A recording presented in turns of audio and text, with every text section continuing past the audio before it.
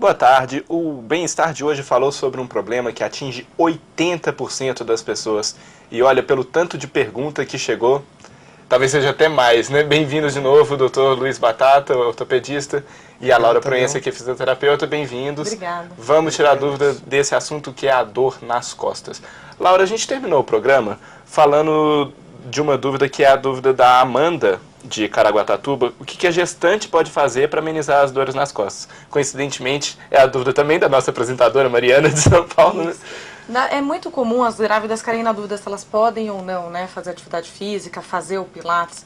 Na verdade, é indicado fazer o Pilates. A gente sempre fala que os 3 primeiros meses são os meses que a gente tem que tomar mais cuidado. Quem não faz atividade física mantém sem fazer esses 3 meses e depois inicia. E quem já faz o Pilates pode começar a fazer o Pilates, pode continuar, na verdade, né, fazendo o Pilates de uma forma um pouco mais branda e vai seguir durante a gestação inteira.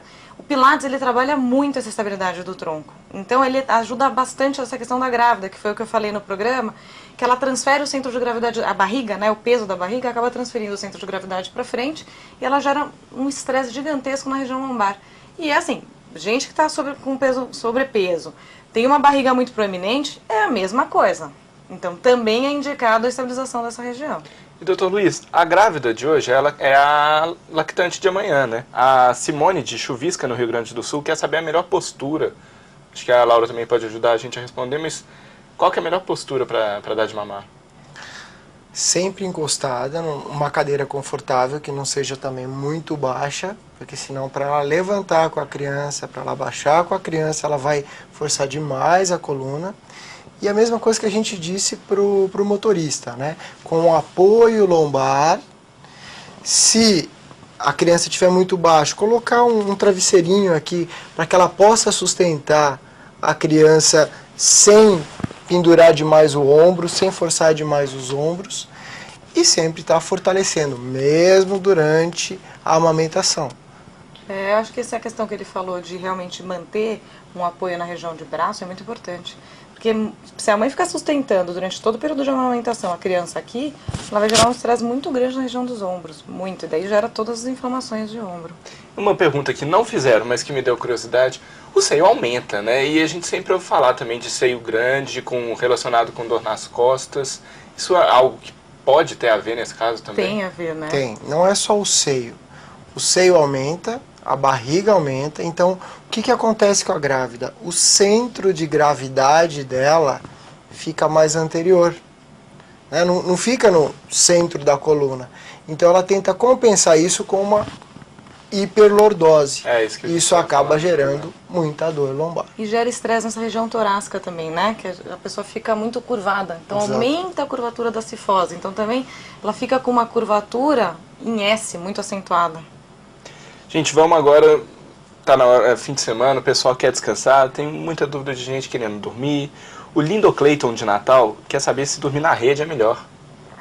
Não, a melhor posição para dormir é de lado, com o travesseiro entre as pernas flexionadas para gerar um relaxamento da região lombar e um travesseiro numa altura que acompanha a coluna, né? Nem muito baixo, porque isso gera um estresse muito grande na cervical, e nem muito alto. Então, o que tem que pensar? Um travesseiro que se encaixe perfeitamente, que nessa posição ereta, quando a gente deitar, essa coluna vai se continuar retinha. Então, também não pode ser muito macio, né, doutor?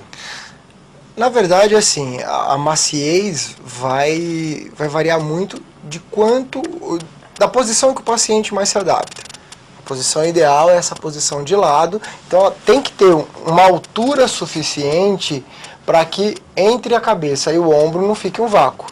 Mas se o paciente está muito acostumado a dormir de costas, né, de barriga para cima, então o tamanho do travesseiro seria um pouco menor, porque é só para ocupar esse espaço aqui entre o pescoço e a cama. E deitado de barriga para cima, eu sempre aconselho pôr apoio debaixo dos joelhos. joelhos. A Luciana de Goiânia, ela não fala a posição que ela deita, mas é provável que seja essa, porque ela fala que quando ela dorme com o travesseiro, as costas doem. Então, nesse caso, tudo bem dormir sem? É até melhor? Não é o ideal. Não é o ideal, porque só se ela tiver uma cifose muito grande e acaba tendo um estresse nessa região. Agora, o ideal é que durma pelo menos com o travesseiro baixo. Provavelmente o travesseiro dela não está numa altura ideal. Porque o travesseiro está gerando um estresse nessas articulações. Provavelmente é um travesseiro alto. Entendi. Agora vamos falar um pouco de outras questões relacionadas à dor nas costas, porque a gente fala o tema do programa de hoje era coluna, a especialidade de vocês é coluna, mas as costas estão dentro de um contexto de todo o tronco, né? A Adenilde de Araguatins, em Tocantins, quer saber se dor nas costas pode ser sinal de problema nos rins. Sim, pode. Dor nas costas pode ser o reflexo de um monte de coisas. Então, assim, pode ser uma infecção urinária, pode ser um problema no rim. Existe uma manobra que a gente chama de Jordano, que você bate nessa região aqui atrás, a pessoa urra de dor. Normalmente é indicativo de infecção urinária, o que é muito frequente em mulher. Tá? Isso simula muito uma dor nas costas. Pode ser um infarto? Pode ser um infarto. O infarto ele pode irradiar para trás. Pode ser uma cefaleia que está dando uma tensão funcional, então está dando um torcicolo? Pode ser. Por isso que é importante a avaliação com o profissional para descartar as coisas mais importantes e saber direcionar o profissional Tem adequado. coisas simples, né, também que podem dar dor nas costas, como gases. Pode dar Exatamente. muita dor para a região lombar. Ou intestino constipado, pessoa que tem dificuldade de evacuar, né, de ir ao banheiro, gera muita dor nessa região. Tensão, estresse, isso pode gerar dor nas costas. E aí, no caso, seria uma dor mais muscular, né? Uma dor mais Isso. muscular, daquela contratura intensa, aquela musculatura travada. E confunde, né? A pessoa não sabe dizer aonde vem essa dor, como que é essa dor. Nesse caso, o melhor é ir no médico. Fazer uma avaliação. Fundamental. E se falar um pouco de relação com dor de cabeça, é a pergunta da Nathalie, de Aracati, no Ceará. Como é que funciona essa relação de dor nas costas com dor de cabeça? Se existe mesmo, como é? Se você já tem uma tensão muscular importante no pescoço, isso pode irradiar para a cabeça. Ao mesmo tempo, se a pessoa já tem uma tendência a ter enxaqueca, então essa dor no pescoço pode ser um gatilho para a enxaqueca dela. Então toda vez que ela está muito tensa, contração gera uma dor e desencadeia uma enxaqueca. Tem muita musculatura nessa região de pescoço, ombro, que insere na base do crânio. Ela tensionada, ela gera uma tensão muito grande para toda a vascularização, toda a região de crânio. Exato. Então tem essas tensões de cervicais ou na região da cabeça, dor de cabeça. Entendi. Vamos voltar agora um pouco para as perguntas mais práticas da questão do dia a dia. A Anne Caroline, de Rialma, Goiás, ela pergunta sobre os estudantes que carregam mochilas pesadas. Qual que seria o limite dessa mochila? Como é que você pode prevenir se tem que levar 3 livros diferentes? É difícil falar num limite, né, num peso, porque tudo também depende de como que a pessoa vai distribuir esse peso. De como é a pessoa. Como é a pessoa, como está a musculatura dessa pessoa. Se é uma pessoa que está forte, faz um trabalho preventivo, tem essa região do core estabilizada, não é o ideal ficar carregando peso, não é o ideal, mas se ela vai carregar por um trecho pequeno, vai distribuir, não usar a mochila de um lado só, porque isso gera um estresse muito grande de um único lado, tentar distribuir essa carga, ela vai ficar bem. Agora, se é uma pessoa sedentária, que já tem sobrepeso, só vai aumentar, é mais uma carga na coluna dela. Na verdade, isso deveria ser assim, passar por um especialista. A criança, por exemplo, que vai para a escola, né? Você tem que ter uma avaliação pessoal de cada um, porque às vezes a criança ela tem já uma cifose, então você tem que distribuir esses livros, ou o carrinho também não pode ser pesado demais, tudo tem que ser para cada pessoa.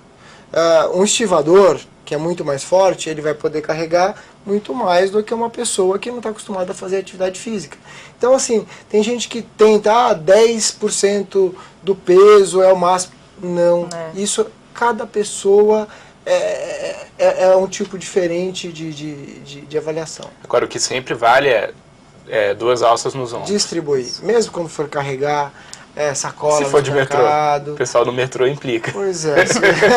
Mais para perto do tronco, acho que é um pouco Exatamente. melhor. Pode trazer botar o as próximo. 2 tiras na frente. Segurar. Você segura próximo de você, você tira o estresse também. Você distribui para os braços também. Tira um pouco E da por coluna. segurança também, né? Se Ah, deixar porque no metrô. se for carregar assim, fica o peso mal distribuído. A gente num fala para braço dividir em só. 2 sacolas, né? Tentar equilibrar Ou um pouco. o mais leve possível, né? A mulher que usa bolsa, né? evitar Não muito tá, peso. não tá só o batom, não tá só não. não, tá Tem a vida inteira. a conta de luz de 2010 Tem a tá lá. Exatamente. Gente, a gente falou do estudante, vamos para a aula de educação física. O Douglas de Marília, ele corre sempre e diz que quando termina de correr, sente dor nas costas. É o tênis que está errado para a pisada dele ou é difícil dizer? A corrida ela é muito impactante, né? É um esporte que é muito agressivo para o corpo. Então, o que é fundamental é que a musculatura esteja muito forte para conseguir prevenir essas lesões. Então, assim, ele durante a corrida, provavelmente a musculatura dele está aquecida, ali está quente, ele não está sentindo. Parou, começa a resfriar, ele vai sentir toda essa articulação que ele sobrecarregou durante a corrida. Então, assim, ele tem que fazer um trabalho de estabilização muito forte para conseguir prevenir ou evitar que essa dor aí dele evolua. Não, e é importante que seja gradual. Se ele está correndo aí 20 minutos e ele está percebendo que está tendo dor depois, então ele tem que